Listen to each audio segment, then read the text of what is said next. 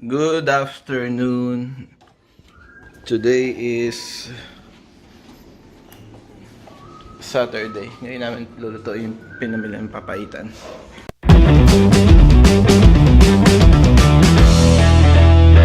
Here are the ingredients. We have, of course, onion, garlic. Ba't may kamatis? May kamatis ba yun? Okay. So, pero yung yung tamarind isasama mo. Kasama ata yung sampalok and this green chilies. Hindi naman maanghang. Of course, the ginger. That one. Okay, this is also one of the main ingredients, but I won't tell you what this is because ako din hindi ko alam kung ano to and I don't wanna know. So, here it is.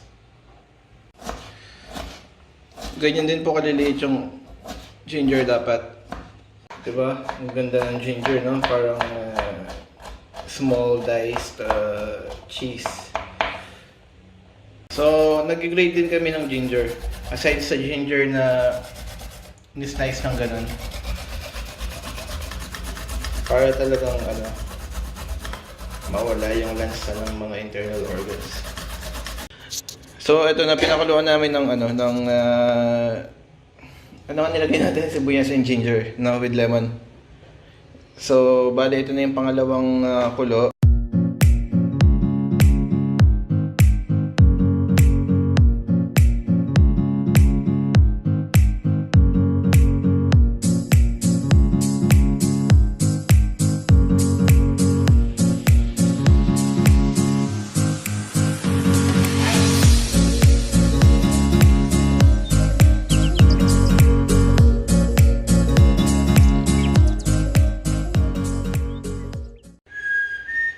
Ito na po yung itsura ng mga internal organs pag in-slice ng ganito kaninipis. Okay? Preheated na to.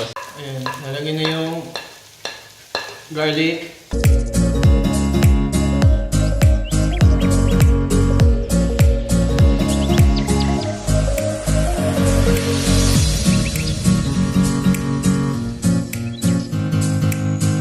Golden brown na yung garlic, lalagay na yung luya.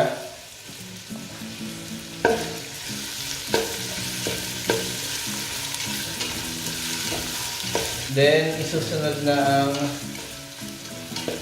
onion.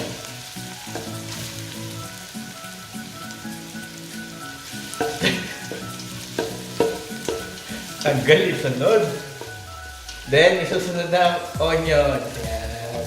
Ang onions, guys, is two bulbs, no? Ha? One. Isa lang pala. Hahayaan lang natin medyo maluto yung mga yan. Then, i-add na natin yung innards. Right? Okay, guys. Ano lang we're not an expert. Nag-ano lang kami. So, kanya-kanyang way ng pagluluto to. So, kung kayo hinuna nyo yung garlic or sibuyas, basta kanya-kanya yan. Na naluto na yung garlic, ginger, and onion natin, lalagyan na natin yung main ingredient. Yung mga innards. Yun.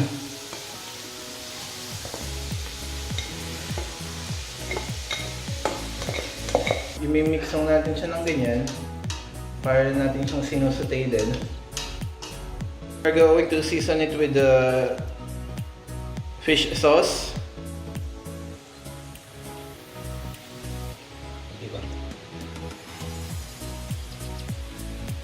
Okay. Okay na yan.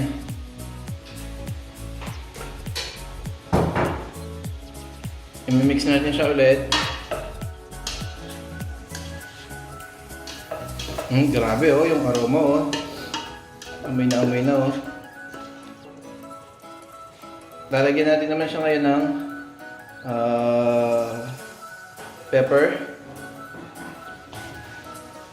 mimix ulit.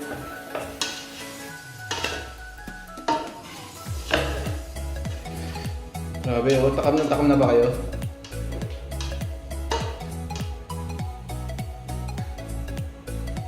Actually guys, hindi papaitan. Sisig yung niluluto namin.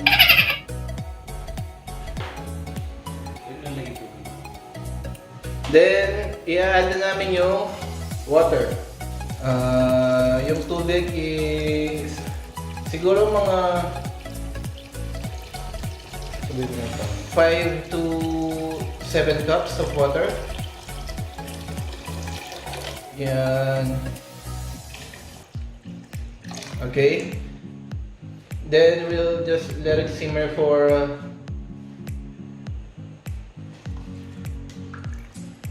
a few minutes. Kulang yung tubig. Kulang pa rin nilagay namin yung tubig. Kadagdagan namin. Okay. So, bali 7 to 10 cups of water. Ito, papangaluan namin ngayon yung sampalok. Para pag malambot na, imamash namin. Okay, kumukulo na ating tamarind. Papatay na natin, then imamash natin para makuha yung juice. Natin siya, ganyan. Para makuha yung maasim na laman. So mga kaibigan, ito lang yung sinasabi namin na puro natural yung gagamitin namin mga ingredients. Hindi kami gagamit ng sinigang mix. So tutubigan namin ngayon siya. Bigyan namin yung tubig from this. Then mash ulit. Hanggang totally makuha yung maasim na laman.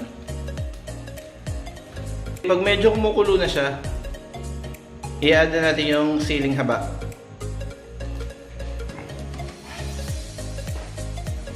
Then we'll add the tamarind juice na pinakuluan natin kanina. Yan.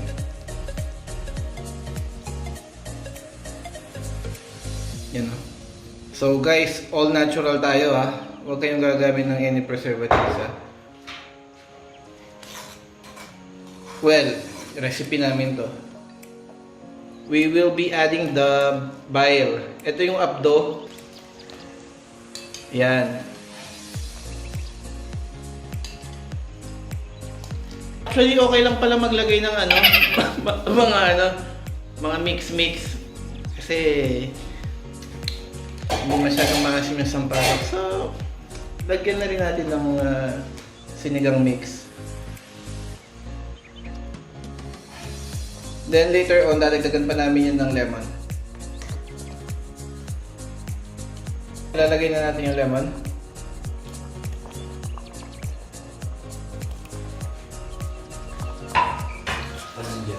We're almost done.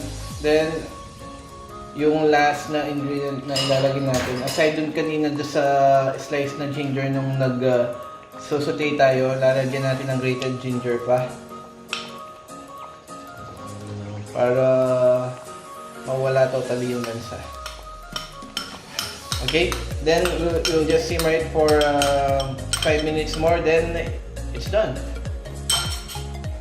So here it is guys, the finished product. Titikman na natin. I'm sure masarap yan. Grabe oh. Tignan nyo muna. Oh. Okay. Now, taste test. Ayun. So, ito na ang finished product. Titikman na natin. Grabe, sarap.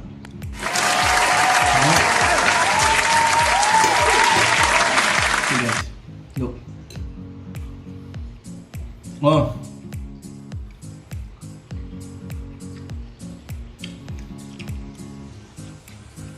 Sarap. Actually, pag papaitan, okay na ba kahit walang rice? Pero mag-rice pa rin ako. Sarap.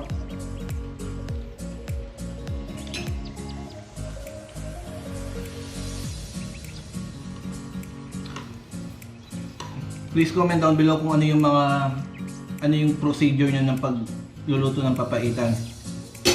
As I've said earlier, kanya-kanyang way tayo ng pagluluto.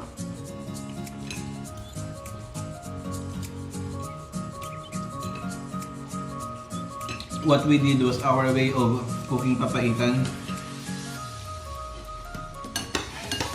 And it worked. Sarap.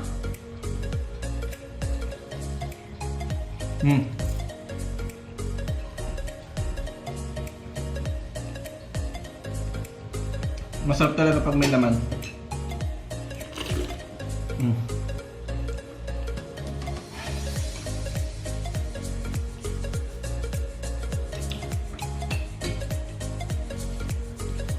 Namiss ko tuloy tito ko.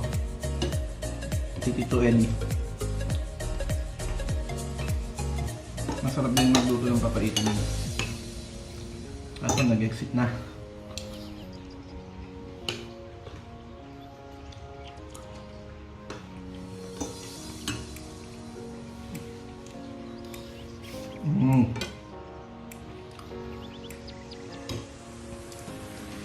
Okay guys. Salamat sa panonood ng video.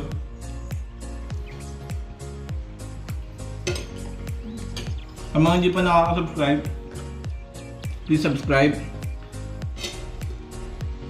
and click the notification button para updated kayo every time na may upload ako. Then comment kayo kung next time kung ano yung gusto nyo lutuin namin.